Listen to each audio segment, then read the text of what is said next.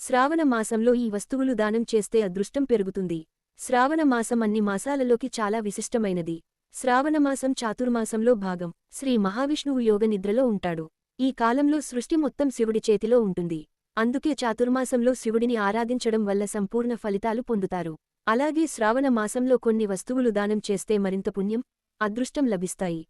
శ్రావణ మాసంలో రాగి లేదా వెండితో చేసిన పాము పడగలను దానం చేయడం చాలా శ్రేయస్కరం. వాటిని ఆలయంలో దానం చేయడం చేస్తే జీవితంలో ఉన్న చెడు తొలగిపోతుందట.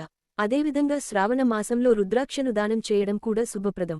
దీన్ని దానం చేయడం వల్ల గౌరవం, కీర్తి పెరుగుతాయని అంటారు. శ్రావణ మాసంలో ఆర్థిక పరిస్థితిని బలోపేతం చేయడానికి శివుడికి పంచదార, పెరుగు సమర్పించాలి.